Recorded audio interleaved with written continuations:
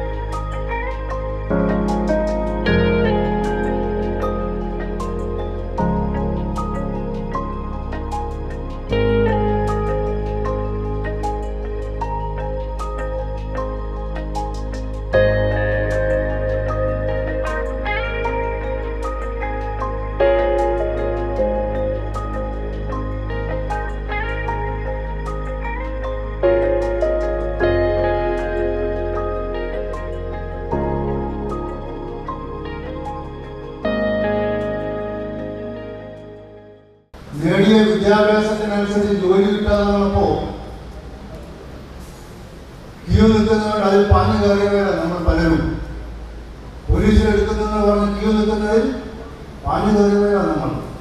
അച്ഛനമ്മമാരുടെ ദുരിതങ്ങൾ നീക്കാൻ സഹോദരന്മാർക്ക് ആശ്വാസം നൽകുന്നതിന് എന്നെ കൊണ്ട് കഴിയുന്ന സംഭാവനകൾ ചെയ്യാൻ വേണ്ടിയാണ് നമ്മളെല്ലാവരും ആ ക്യൂ പോയി നിന്നത്. അങ്ങനെ നമ്മളെല്ലാവരും പോലീസുകാരായി. അച്ഛൻ തന്നെ സ്നേഹം, അമ്മ നൽകിയ ഭക്ഷണം, അധ്യാപനം നൽകുന്ന വിദ്യാഭ്യാസം, ഇതെല്ലാം 7-10 മാസം കൊണ്ട് ചൂഷണം ചെയ്ത് നമ്മളെ ഒരു എന്താ പറയുക, മറ്റേ മാംസമില്ലാത്ത ഒരു പുണ്ടമാക്കി വെളിയിലേക്ക് തള്ളുകയായിരുന്നു. അങ്ങനെ നമ്മൾ പോലീസ് സ്റ്റേഷനിലും ക്യാമ്പിലൊക്കെ ജോലി ചെയ്ത് വന്നത്. കൃത്യനിർവഹണത്തിന് വീണ്ടും വീണ്ടും നമ്മളെ ഉപദേശിക്കുകയും നിർദ്ദേശിക്കുകയും ചെയ്യുകയല്ലാതെ എങ്ങനെ നിർവഹിക്കണം എന്നുള്ളതിനെ സംബന്ധിച്ച് ഒരു സംവിധാനവും ഈ ഡിപ്പാർട്ട്മെന്റിനകത്ത് ഞാൻ വിട്ടറിയുന്നതിനുണ്ടായിട്ടില്ല. Kerala state police pensioners welfare association എന്ന സംഘടനയെ സംബന്ധിച്ച് ഇവിടെ വീണ്ടും ഒരു വിശദമായ പ്രതിപാദനത്തിൻ്റെ ആവശ്യമുണ്ടെന്ന് എനിക്ക് തോന്നുന്നില്ല. ഇവിടെ സന്നിഹിതരായ സംഘടനയുടെ അംഗങ്ങൾ എല്ലാവർക്കും തന്നെ വളരെ അധികം സർവീസുള്ള, സംഘടനയുമായി ബന്ധമുള്ള, സംഘടനയുടെ ഉദ്ദേശ ലക്ഷ്യങ്ങളൊക്കെ തന്നെ വളരെ വളരെ അവബോധമുള്ള ആൾക്കാരാണെന്ന് എനിക്കറിയാം. അതുകൊണ്ട് സംഘടനയെ സംബന്ധിച്ചുള്ള വിശദവിവരങ്ങൾ ഞാൻ പ്രതിപാദിക്കുന്നില്ല. ഇവിടെ സംഘടന സംബന്ധിച്ചുള്ള കാര്യങ്ങളൊക്കെ സംസാരിക്കാൻ നമ്മുടെ പ്രിയങ്കരായ സംസ്ഥാന നേതാക്കന്മാരുള്ളത് കൊണ്ട് ഞാൻ ആ ഭാഗത്തേക്ക് കടക്കുന്നുണ്ട്. ഇതിൻ്റെ ഔപചാരികമായ ഉദ്ഘാടനം നിർവഹിക്കാൻ ശ്രീ ലംബോദരൻ നായർ സാർ IPS അവരെ ഞാൻ ക്ഷണിക്കുകയാണ്. അതിന് മുന്നോടിയായി നമുക്ക് ഇന്ന് ഉദ്ഘാടനത്തിന് എത്തേണ്ടിയിരുന്നത് നമ്മുടെ ബഹുമാനപ്പെട്ട DIGയും അതുപോലെ തന്നെ മുഖ്യാതിഥിയെ എത്തേണ്ടത് നമ്മുടെ ബഹുമാനപ്പെട്ട കണ്ണൂർ സിറ്റി പോലീസ് കമ്മീഷനുമാണ്. അവർക്ക് ഇന്ന് ഔദ്യോഗിക കാര്യങ്ങൾ കൊണ്ട് വരാൻ പറ്റിയിട്ടില്ല. എനിക്ക് തോന്നുന്നത് അവരുടെ പൂർവികന്മാരുടെ ഈ ഒത്തുചേരാൻ അവർക്ക് കാണാൻ കഴിഞ്ഞിട്ടില്ലോ എന്നുള്ള ഒരു ദുഃഖം മാത്രമേ എനിക്കുള്ളൂ. ഞാൻ ഇതിൻ്റെ ഉദ്ഘാടന കർമ്മത്തിലേക്ക് ബഹുമാനപ്പെട്ട പ്രസിഡന്റ് ശ്രീ ലംബോദരൻ നായർ IPS അവരുടെ ആദരവോടും ക്ഷണിച്ചുകൊണ്ട് നിർത്തുന്നു. ജയ് KSPP. നേതാക്കന്മാരെല്ലാം ഇന്ന് വരും, നാളെ പോകും. പക്ഷെ സംഘടന മരിക്കുന്നില്ല. സംഘടന വളരണം. അത് ഈ ഭാവിയിലുള്ള എൻ്റെ മുമ്പിൽ ഇരിക്കുന്നവരാണ് ഈ സംഘടനയെ നടത്തിക്കൊണ്ട് പോകുന്നത്. ഇത്ര മനോഹരമായി ഒരു സംഘടന മീറ്റിംഗ് അറേഞ്ച് ചെയ്തതിനും ഇത്ര ആള് നിറയെ ഒരു പ്രിപ്പയർ ചെയ്ത സഹോദരന്മാരെ കാണുന്നതിനുള്ള സന്തോഷം ആദ്യമായി അറിയിക്കുന്നു. ഇനി നമ്മുടെ സംഘടനയുടെ 6ാമത്തെ സംസ്ഥാന സമ്മേളനത്തിന്റെ മുന്നോടിയായി ഉള്ള യൂണിറ്റ് ജില്ലാ സമ്മേളനങ്ങളാണ് ഇപ്പോൾ നടന്നുകൊണ്ടിരിക്കുന്നത്. അതിൽ 15ാമത്തെ ജില്ലാ സമ്മേളനമാണ് ഇന്ന് നടക്കുന്നത്. ഇനി നാളെ കാസർഗോഡുണ്ട്. അത് കഴിഞ്ഞ് ആലപ്പുഴ 2 ജില്ലാ സമ്മേളനങ്ങൾ കഴിഞ്ഞാൽ ജില്ലാ സമ്മേളനങ്ങളെല്ലാം അവസാനിച്ചു. 133 യൂണിറ്റുകളാണ് കേരളത്തിൽ മൊത്തമായിട്ടുള്ളത്. അതിൻ്റെയും യോഗങ്ങളെല്ലാം യൂണിറ്റ് മീറ്റിങ്ങുകളെല്ലാം അവസാനിച്ചു. ഈ 4-5 സംസ്ഥാന സമ്മേളനങ്ങളെല്ലാം ആലുവയിലും കോഴിക്കോടും വെച്ച് ഇനാഗുറേഷൻ നടത്തിയത് നമ്മുടെ ബഹുമാന്യന്മാരായ ഗവർണർ പി സദാശിവവും ഇപ്പോഴത്തെ ഗവർണറായ ആരിഫ് മുഹമ്മദ് ഖാനും. അടുത്ത സമ്മേളനം ഞാൻ ആദ്യമായി ഇവിടെ വെച്ച് ഡിക്ലെയർ ചെയ്യുകയാണ്. ഇതുവരെ ആരോടും പറഞ്ഞിട്ടില്ലാത്തതാണ്. ഇന്നലെ രാത്രിയിലാണ് കൺഫേം ചെയ്ത് കിട്ടിയത്. സംസ്ഥാന സമ്മേളനം നടക്കുന്നത് ഇരിങ്ങാലക്കുടയിലുള്ള MC പോളൻ കൺവെൻഷൻ സെന്ററിലാണ്. അത് ഇനാഗുറേറ്റ് ചെയ്യുന്നത് പശ്ചിമ Bengal governor Shri doctor CB Anand ബോസാണ്. ഇന്നലെ രാത്രിയിലാണ് അദ്ദേഹത്തിന് കൺഫർമേഷൻ തന്നത്. അതിന് മുന്നോടിയായിട്ടുള്ള യോഗങ്ങളെല്ലാം ഈ വിഭാഗത്തിലൂടെ തീരും. അടുത്ത സംസ്ഥാന സമ്മേളനത്തിനുള്ള ഒരുക്കങ്ങളാണ്. സംസ്ഥാന സമ്മേളനത്തിന് 2 സമ്മേളനത്തിലും ഓരോ സമ്മേളനത്തിലും നല്ല രീതിയിലുള്ള പ്രാതിനിധ്യം എല്ലാ ജില്ലകളിൽ നിന്നും ഉണ്ടായി. ഈ 6ാം സംസ്ഥാന സമ്മേളനത്തിൽ നിങ്ങളുടെ എല്ലാവരുടെയും സഹകരണം ഉണ്ടായി സമ്മേളനം വിജയിപ്പിക്കണം എന്നാണ് എനിക്ക് ആദ്യമായി നിങ്ങളോട് അഭ്യർത്ഥിക്കാനുള്ളത്. പിന്നെ നമ്മുടെ സ്വാഗത പ്രാസംഗികൻ പറഞ്ഞതുപോലെ ഞങ്ങളുടെ ഈ കാലഘട്ടത്തിൽ കഴിഞ്ഞ കാലഘട്ടത്തിൽ തന്നെ 14 ഭാരവാഹി യോഗങ്ങളും നിർവാഹക സമിതി യോഗങ്ങളും നടന്നിട്ടുണ്ട്. നിങ്ങൾ എല്ലാ ജില്ലകളിൽ നിന്നും റെപ്രസെന്റേഷൻ എല്ലാം ആ യോഗങ്ങളിൽ ചർച്ച ചെയ്തിട്ടുണ്ട്. അതിലെല്ലാം നടപടികൾക്കായി ഗവൺമെന്റിലേക്കും ഡിപ്പാർട്ട്മെന്റിലേക്കും അയച്ചിട്ടുണ്ട്. അതിലെല്ലാം മറുപടികളും കിട്ടിയിട്ടുണ്ട്. പക്ഷെ കുറെ അനുകൂലമായിട്ടാണ്, കുറെ പ്രതികൂലമായിട്ടാണ് എന്നുള്ളത് മാത്രമേ ഉള്ളൂ. അത് ഗവൺമെന്റിന്റെ ഭാഗത്തു നിന്ന് ചെയ്യേണ്ടത് പലതും പ്രതികൂലമായിട്ടും പെൻഡിങ്ങുമായി ഇരിക്കുകയാണ്. ബാക്കി ഡിപ്പാർട്ട്മെന്റിൽ നിന്ന് കിട്ടുന്നതെല്ലാം ഒരുവിധം നമ്മൾ ഉദ്യോഗസ്ഥന്മാരുടെ കൊണ്ടും നമ്മളുടെ ഇടപെടൽ കൊണ്ടും ഒരുവിധം ശരിയായി കിട്ടിയിട്ടുണ്ട്. കഴിഞ്ഞ 11-ാം തീയതി തിരുവനന്തപുരം ജില്ലാ സമ്മേളനമായിരുന്നു. അത് നമ്മുടെ വെൽഫെയർ ബ്യൂറോയുടെ ചെയർമാനായ മിസ്റ്റർ വെങ്കടേഷ് ആയിരുന്നു ഞങ്ങൾ യോഗം ഇനാഗറേറ്റ് ചെയ്തതല്ല, മുഖ്യപ്രഭാഷണം നടത്തിയത്. അന്നേരം ഞങ്ങളുടെ ആ പൊതുയോഗത്തിൽ വെച്ച് തന്നെ വെൽഫെയർ ബ്യൂറോയുടെ 2 പ്രധാനപ്പെട്ട ആവശ്യങ്ങൾ അദ്ദേഹത്തിന്റെ മുമ്പിൽ പെൻഡിങ് ആയിട്ടുണ്ട്. വെൽഫെയർ ബ്യൂറോയുടെ ഒരു ക്ഷണിതാവാണ് നമ്മുടെ ബഹുമാന്യനായ ജനറൽ സെക്രട്ടറി കലറ ബാലകൃഷ്ണൻ. അന്നേരം ആ വെൽഫെയർ ബ്യൂറോയിൽ മുൻപ് റിട്ടയർ ചെയ്തവർക്ക് അംഗത്വത്തിന് പൈസ കൊടുക്കണ്ടായിരുന്നു. ഇപ്പോൾ അത് 2-3 കമ്മിറ്റികളൊക്കെ കൂടി അവസാനമായ ഒരു തീരുമാനം എടുത്തിട്ടുള്ളത് 56-നും 66-നും ഇടയ്ക്കുള്ളവർക്ക് 8,000 രൂപയും 66-നും 76-നും ഇടയ്ക്കുള്ളവർക്ക് 5,000 രൂപയും 76-ന് മുകളിൽ 2,000 രൂപയും. നേരം അദ്ദേഹത്തോട് നമ്മളിപ്പോൾ ഒരു റെപ്രസെന്റേഷൻ പൊതുവേദിയിൽ തന്നെ വെച്ചിട്ടുള്ളത് ഒരു ഏകീകരണം ഇതിന് വേണമെന്നും 76 വയസ്സിന് മുകളിലുള്ളവർക്കുള്ള അംഗത്വ ഫീസ്, രജിസ്ട്രേഷൻ ഫീസ് ഒഴിവാക്കി തരണമെന്നുള്ള റെപ്രസെന്റേഷനാണ് വെച്ചിരിക്കുന്നത്.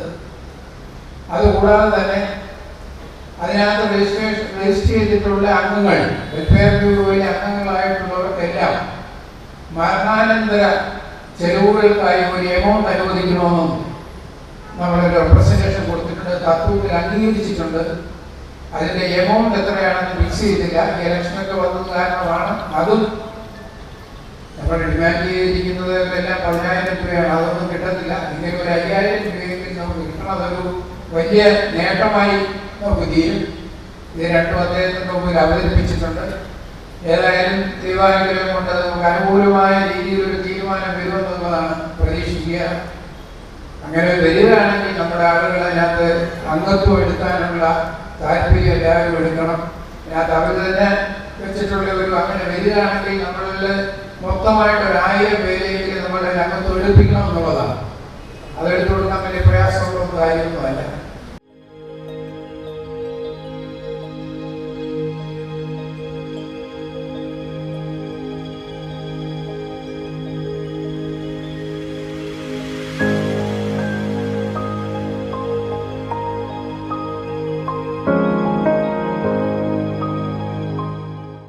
പോലീസ് അസോസിയേഷന്റെ ആവിർഭാവകാലത്തെ പറ്റിയുള്ള ആശങ്കകളൊക്കെ വളരെ വലുതാണ്.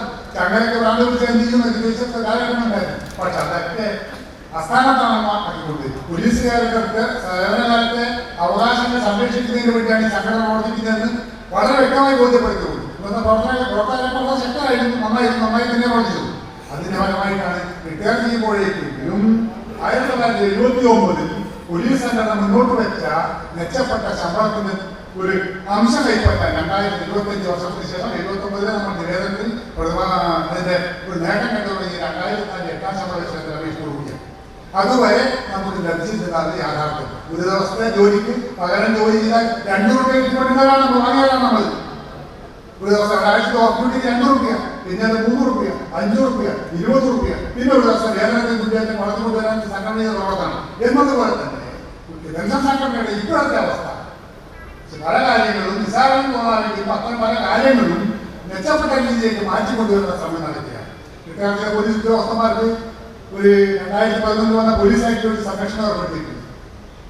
ആക്ട് 100 വെൽഫെയർ ബ്യൂറോ എന്ന് പറഞ്ഞൊരു സംഘടന രൂപീകരിക്കണം. അതായത് പോലീസ് ഡിപ്പാർട്ട്മെന്റിനകത്ത് പോലീസുകാരുടെ സേവനം മെച്ചപ്പെടുത്തുന്നതിനുള്ള നിർദ്ദേശങ്ങൾ നൽകാനും സഹായങ്ങൾ നൽകുന്നതിന് വേണ്ടി ഒരു വെൽഫെയർ ബ്യൂറോ ഉണ്ടാക്കണമെന്നും അതിൽ പെൻഷനായ ആൾക്കാരെ ഉൾപ്പെടുത്തണമെന്നും നമ്മുടെ സംഘടനയുടെ ആവശ്യങ്ങളോ അംഗീകരിക്കാൻ നമുക്ക് എഴുതുന്നതാണ് വലിയ നേട്ടം. അതിന്റെ അടിസ്ഥാനത്തിലുണ്ടായാണ് വെൽഫെയർ ബ്യൂറോ 2011 നവംബർ മാസത്തിൽ പ്രഖ്യാപിക്കപ്പെട്ട വെൽഫെയർ ബ്യൂറോയിൽ പോലീസ് സംഘടനയുടെ പെൻഷൻ സംഘടനകളാരും ആയിരുന്നുണ്ടായിരുന്നില്ല. ഏതായാലും നമ്മുടെ സംഘടന രൂപീകരണത്തിന് ശേഷം നമ്മൾ ആവശ്യം ഉന്നയിച്ചപ്പോൾ അന്നത്തെ കോൺട്രവേഴ്സികളായിട്ടുള്ള പോലീസ് അധികാരികൾ ഒരു വാക്കുകൂടെ ഉപയോഗിച്ചുകൊണ്ട് ഇന്നത്തെ പോലെ അല്ല ആയിരുന്നില്ല. നമ്മുടെ സംഘടനയുടെ നിവേദനം അംഗീകരിക്കുകയും റിട്ടയർഡ് പോലീസ് ഉദ്യോഗസ്ഥന്മാരുടെ സംഘടന ആരംഭകാലം പറഞ്ഞാൽ എന്താ വലിയ വ്യത്യാസം. ഇന്ന് പോലീസുകാരൻ മുതൽ DGP വരെയുള്ള ആൾക്കാർ അംഗമാകാനും പിന്നെ അവസരം കൊടുക്കുന്ന സംഘടനയാണ് നമ്മുടെ സംഘടന.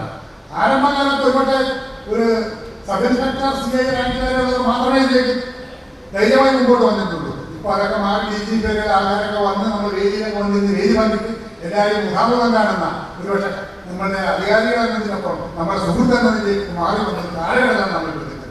അതിനുള്ള പ്രധാന കാരണം ബ്യൂറോയുടെയൊക്കെ ആവിർഭാവവും അതിലേക്ക് നമ്മൾ കടന്നുകയറ്റുവാണ്. നമ്മൾ ആ സംഘടന ഉണ്ടാക്കി, നമ്മൾ പല നിവേദനങ്ങളായി ഗവൺമെന്റിലേക്ക് ചെന്നു, സർക്കാരിലേക്ക് പോലീസ് അധികാരികളിലേക്ക് ചെന്നു. അതിന്റെ പരമായി ബ്യൂറോ അംഗീകരിക്കപ്പെട്ട കുറച്ച് കാര്യങ്ങൾ അതിൽ പരമപ്രധാനപ്പെട്ട ഗുണങ്ങൾ റിട്ടയർ ചെയ്യുന്ന പോലീസ് ഉദ്യോഗസ്ഥൻ മരണപ്പെട്ടാൽ ഒരുപക്ഷെ അദ്ദേഹം താമസിക്കുന്ന വീടിന്റെ തൊട്ടടുത്ത വീട്ടിലേക്കോ അല്ല അത് അടുത്ത ബന്ധുക്കളത്തേക്കോ ഏതാണ്ട് അദ്ദേഹം അറിയുമെങ്കിൽ പോലും പിന്നീട് അത് നമ്മൾ ആൾക്കാർ അറിഞ്ഞിരുന്നില്ല. അതുകൊണ്ട് പോലീസ് ഉദ്യോഗസ്ഥൻ മരണപ്പെട്ട പത്രക്കാരെയോ അല്ലെങ്കിൽ വായുമൊഴിയായിട്ടോ ആണ് നമ്മൾ ആ മരണപ്പെട്ട കാര്യങ്ങൾ അറിയുന്നത്.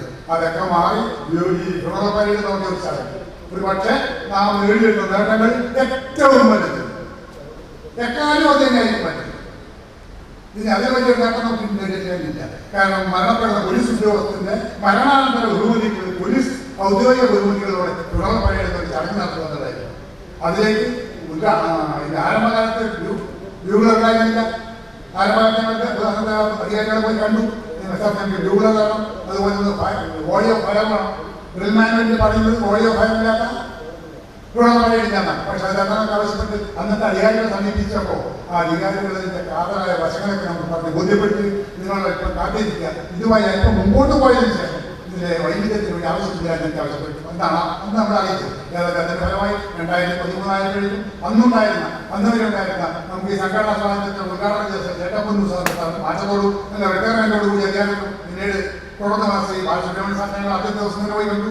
ഇദ്ദേഹത്തിന്റെ ഒരു യാത്രയും അദ്ദേഹത്തോട് സ്വീകാരം ഒന്നിച്ചായിരുന്നു സംഘടന നടത്തിയത്. അദ്ദേഹത്തോട് ഞങ്ങൾ പറഞ്ഞു, ഞങ്ങൾക്കൊരു ആവശ്യമില്ല, എന്താണ് ഞങ്ങൾക്ക് ഇങ്ങനെ ഗുണപരിയോട് ചടങ്ങുണ്ട്. കേരളത്തിലെ പോലീസ് ഉദ്യോഗസ്ഥന്മാർക്ക് വേണ്ടി അങ്ങനെ മുൻഗാമികൾ ചെയ്യുന്നത് നേട്ടമാണ്. അതിന് വ്യൂകളുടെ ഒരു കുറവുണ്ട്. ഒരു വ്യൂകളുടെ സ്ഥാനം ഉൾപ്പെടുത്തിക്കൊണ്ട് ഒരു ഉത്തരവുണ്ടാവണം.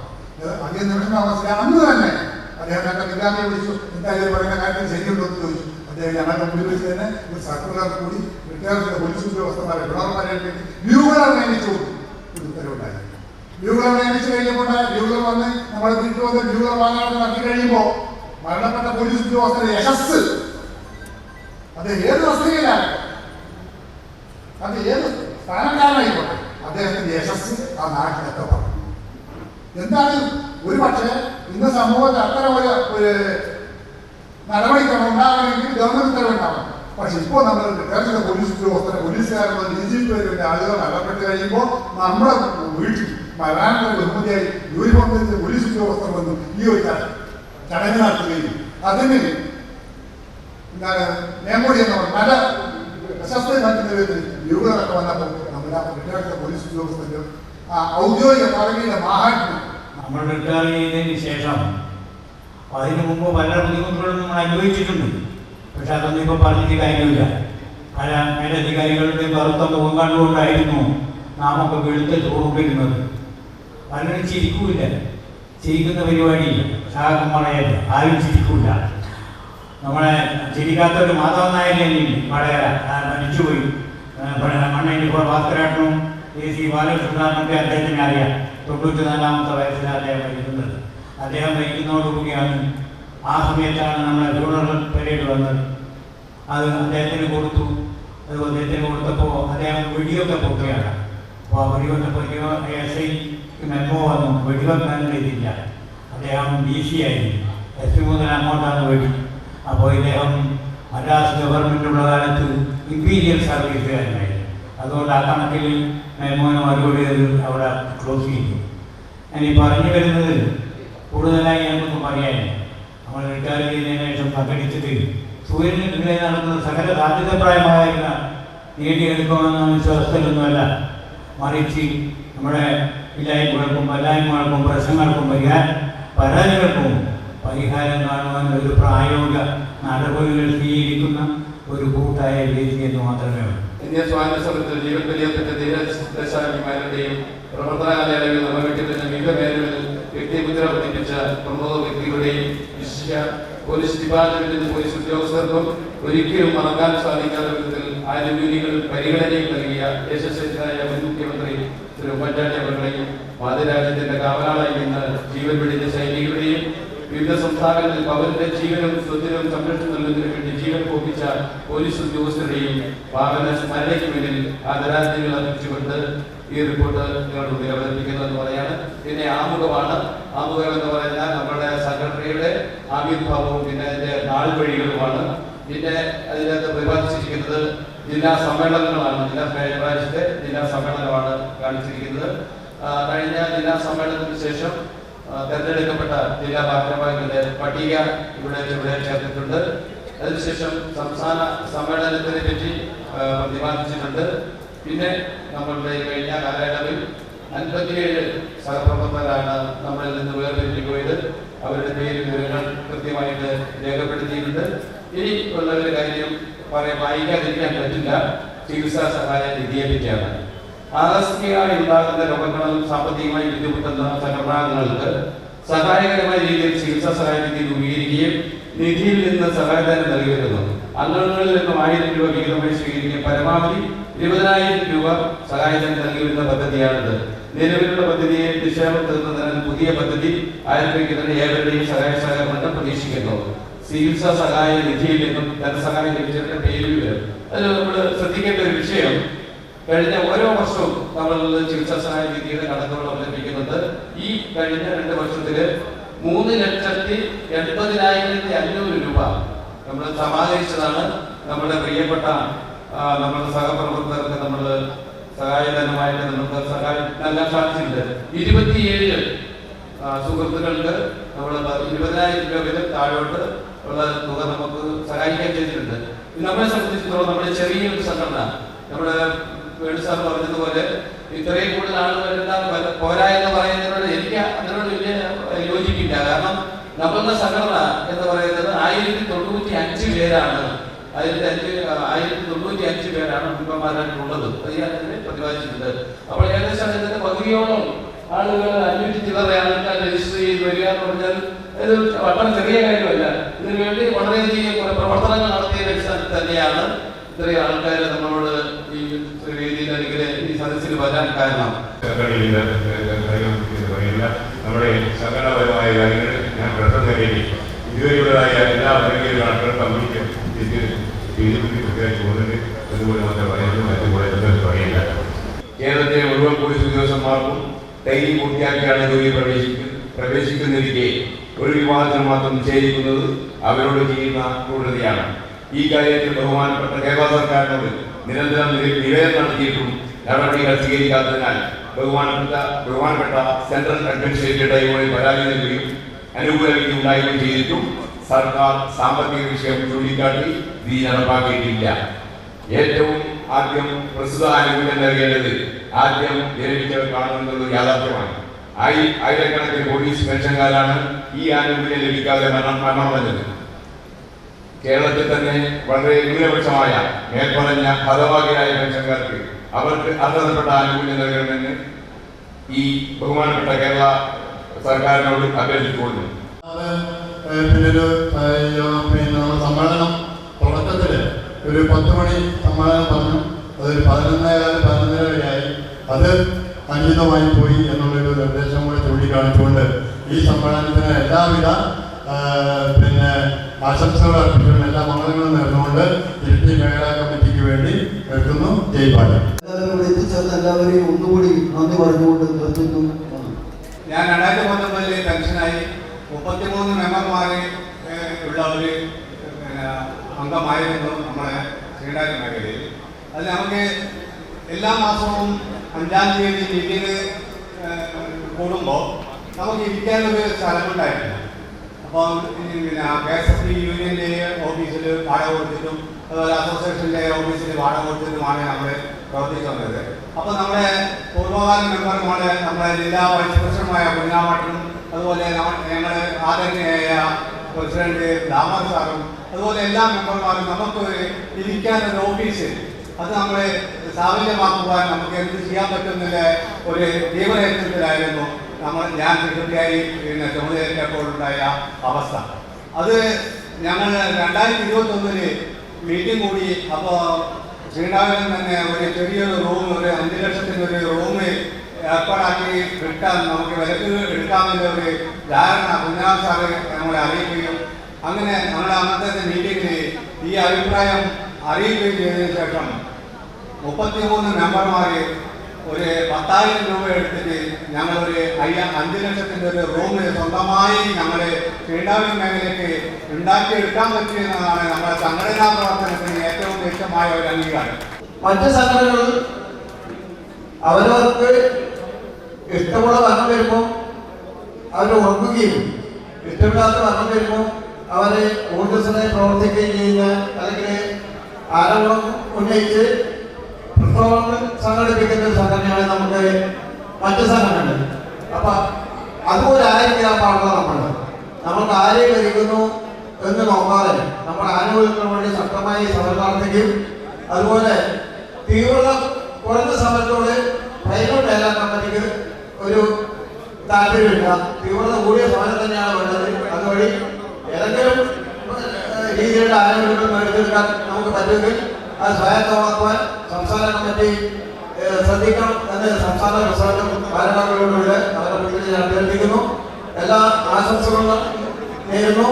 സംസ്ഥാന കമ്മിറ്റിയും ജില്ലാ കമ്മിറ്റി നടത്തുന്ന എല്ലാ നല്ല പ്രവർത്തനങ്ങളും സർവാത്മന പ്രൈവറ്റ് മേഖലാ കമ്മിറ്റിക്ക് വേണ്ടി ഞാൻ നമ്മുടെ പിന്തുണയും അഭ്യർത്ഥിക്കുന്നു, ഉറപ്പു നൽകുന്നു.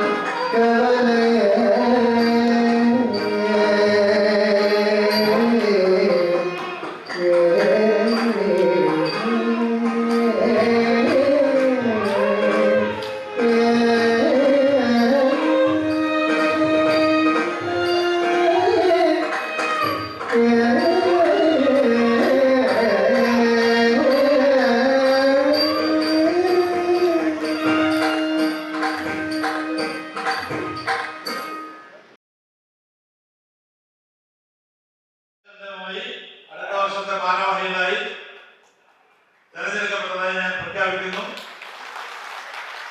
അവരെ ഓരോരുത്തരായി സ്റ്റേജിലേക്ക് വരണം. President A Jayarajan, general secretary.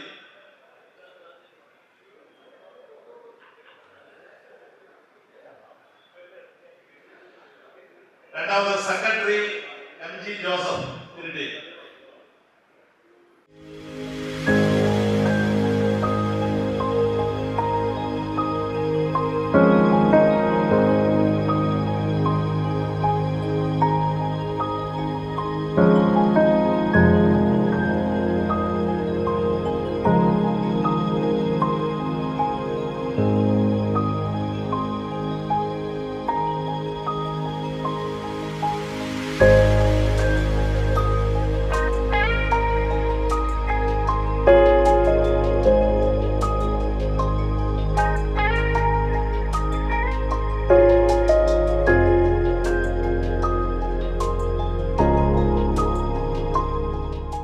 ഈ സംഘടനയെ സംബന്ധിച്ചിടത്തോളം നമുക്കറിയാം, ഈ സംഘടന വന്നതിന് ശേഷം കേരളത്തിലെ റിട്ടയർഡ് പോലീസുകാർക്ക് മാത്രമായി സംസ്ഥാന ബന്ധുക്കളിൽ പോലീസ് ബഹുമതിയോടുകൂടി മരണാനന്തര ചടങ്ങുകൾ ഈ കേരള ഭൂമിയിൽ നടക്കുന്നുണ്ടെങ്കിൽ അതിനൊക്കെ പിന്നിൽ പ്രവർത്തിച്ചത് നമ്മുടെ രാഘവൻ സാറിനെ പോലെയുള്ള ശ്രീകുമാർ സാറിനെ പോലെയുള്ള നമ്മുടെ പൂർവികരായ നമ്മുടെ നേതാക്കന്മാരായിരുന്നു.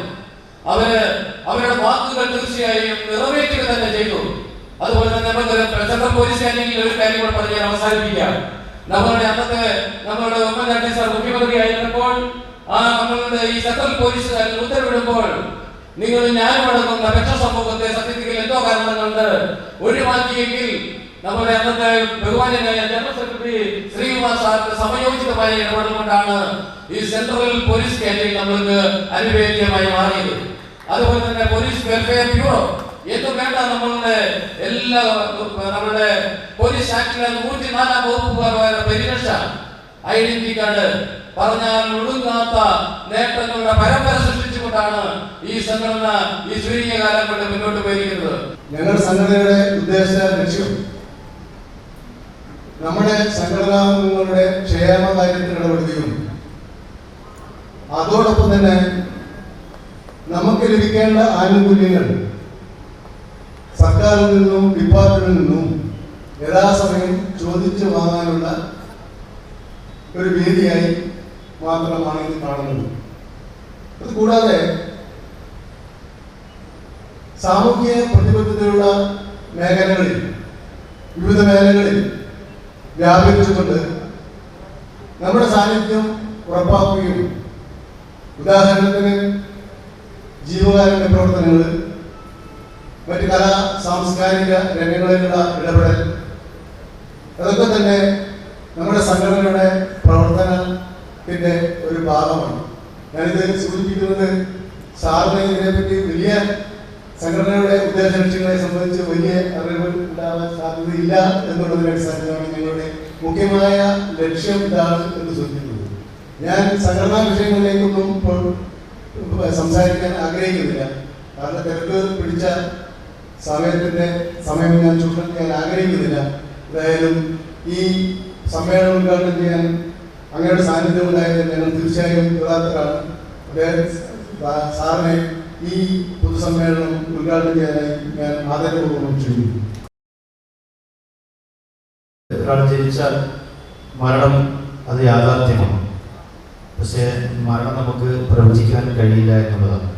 അതേസമയം നമ്മുടെ സർവീസിൽ കയറുമ്പോൾ അങ്ങനെ എഴുതി വെക്കും നമ്മുടെ റിട്ടയർമെൻറ്റ് ഇന്ന തീയതിയാണ്.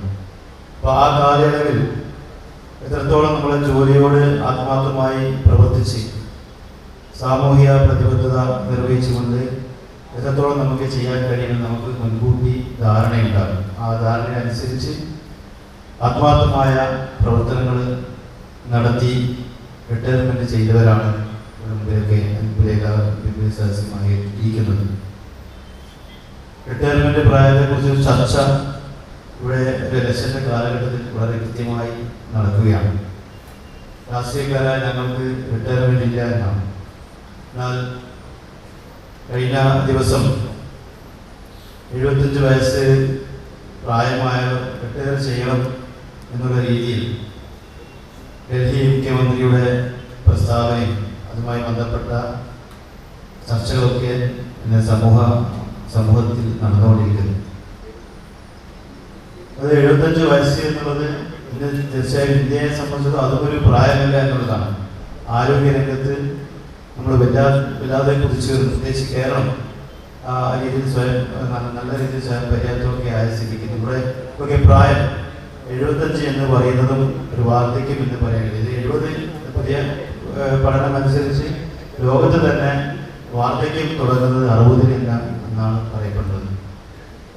മധ്യവയസ്കന്മാർക്ക് 40 വയസ്സാണ് മധ്യവയസ്കൻ എന്ന് പറയുന്നത്. 50 വയസ്സ് കഴിഞ്ഞാൽ മധ്യവയസ്കൻ, അതുപോലെ 50 വയസ്സ് വരെ ചെറുപ്പക്കാരെന്നാണ് പുതിയ പഠനങ്ങളൊക്കെ പറയുന്നത്.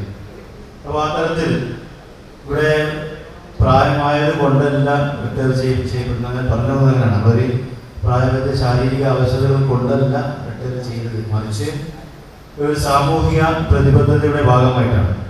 കാരണം ഒരുപാട് ആളുകൾക്ക് 50-56 വയസ്സ് റിട്ടയർമെൻറ്റ് ചെയ്യുമ്പോൾ ഇനിയും ഒരുപാട് ആളുകൾക്ക് തൊഴിൽ ചെയ്യേണ്ടതായിട്ടുണ്ട്. ചെറുപ്പക്കാരായ ആളുകൾക്ക് കടന്നു വരേണ്ടതുണ്ട് എന്ന ഒരു സർക്കാരിൻ്റെയൊക്കെ നയത്തിൻ്റെ ഭാഗമായിട്ടാണ് ആ ഒരു റിട്ടയർമെൻറ്റ് പരിധി അത് കേരളത്തിൽ 60, കേരളത്തിൽ 56 ആയി സ്ഥാപിച്ചിട്ടുണ്ട്.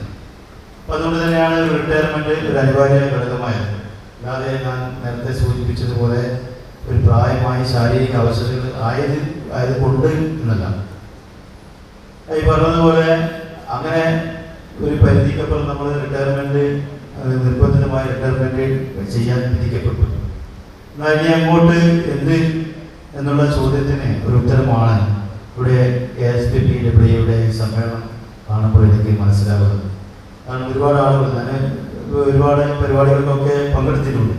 പെൻഷനേഴ്സിൻ്റെ, ഒരുപാട് ടീച്ചേഴ്സിൻ്റെ, അതുപോലെ മറ്റു പല സംഘടനകളിൽ പങ്കെടുത്തിട്ടുണ്ട്. 79 ഇതിന് തുടക്കം കുറിച്ചത്. ആ 79 വിവിധ ജില്ലകളിൽ പോലീസ് പെൻഷനേഴ്സ് അസോസിയേഷൻ്റെ വിവിധ പേരുകളിലായി സംഘടനകളുണ്ടായി. തുടർന്ന് 2011 നവംബർ മാസം 2-ാം തീയതി തൃശ്ശൂർ റീജിയണൽ തിയേറ്ററിൽ വെച്ചിട്ടാണ് നമ്മുടെ KSDPWA സംസ്ഥാന കമ്മിറ്റിക്ക് രൂപം നൽകിയത് ആദ്യമായിട്ട്. അന്ന് ജേക്കബ് കുഞ്ഞു സാറിന്റെ പേര് ഉദ്ഘാടനം ചെയ്തത്. അദ്ദേഹം ഉദ്ഘാടനത്തിൽ വന്ന് പറഞ്ഞു Kerala state police pensioners welfare association യാഥാർത്ഥ്യമായി എന്ന്. അപ്പോൾ തന്നെ തുടർന്ന് പ്രവർത്തനത്തിനായി സംസ്ഥാന ജില്ലാ കമ്മിറ്റി ഓഫീസുകൾ കുറേ കാര്യങ്ങൾ നേടിയെടുക്കുകയുണ്ടായി. കാരണം പോലീസ് സംഘടന ഉണ്ടായിട്ട് നമ്മുടെ ഇത്തരം കാര്യങ്ങളുടെ ഇനി കാണാൻ പലതുണ്ട്. അപ്പോൾ സമയം നമ്മൾ സംഘടന ഇരിക്കുന്ന അവസ്ഥ അടിച്ചു. നമ്മുടെ നല്ല രീതിയിൽ പ്രവർത്തിക്കുന്ന പരമായിട്ട് സംസ്ഥാന തലത്തിലും ജില്ലാ തലങ്ങളിലും നമുക്ക് ഡിപ്പാർട്ട്മെന്റിന്റെ നമുക്ക് ഓഫീസ് തന്നും അത് നമുക്ക് നേടിയെടുക്കാൻ സാധിച്ചു. അതുകൊണ്ട് വെൽഫെയർ ബ്യൂറോ പ്രാതിനിധ്യം നമുക്ക് ലഭിച്ചത് വലിയ എടുത്തു പറയുന്ന നേട്ടമാണ്. Ambulance service, police canteen service, അത് നേരത്തെ സൂചിപ്പിച്ച പോലെ ജോസഫ് പറഞ്ഞ പോലെ ഇടക്കാലത്തെ പ്രശ്നത്തിന് മുഖ്യമന്ത്രിയുമായി ബന്ധപ്പെട്ടിട്ടാണ് ആ കാന്റീൻ അസൗകര്യം നമുക്ക് ലഭിച്ചത്. അതിന് ഐഡന്റിറ്റി കാർഡ് നിഷേധിക്കപ്പെട്ട വെൽഫെയർ ബ്യൂറോയുടെ അംഗത്വം നമ്മൾ തിരിച്ചു പിടിച്ചു. ഈ സദസ്സിന് എൻ്റെ വിനീതമായ നമസ്കാരം. ആമുഖമായിട്ട് ഞാൻ കൂടുതൽ സംസാരിക്കാൻ ഉദ്ദേശിക്കുന്നില്ല. കാരണം ഇന്ന് രാവിലെ 9:30 മുതൽ ഇങ്ങോട്ട് വളരെ ക്ഷമയോടുകൂടി ശാന്തമായി ഐശ്വര്യപൂർണമായി സംഘടിതമായി ഈ ഹാളിനെ പരിപൂർണമായി പ്രകോപിച്ചുകൊണ്ട് ഈ സഭ അലങ്കരിച്ച എല്ലാ വ്യക്തികൾക്കും എൻ്റെ വിനീതമായ നമസ്കാരം.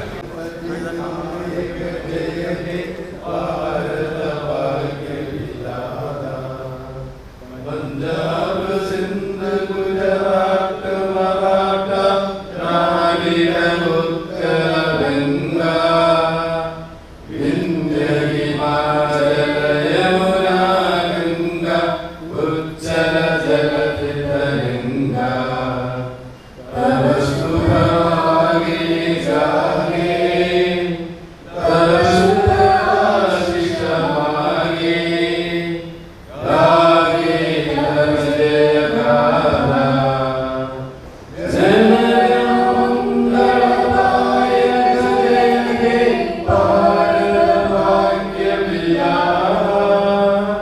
ജയ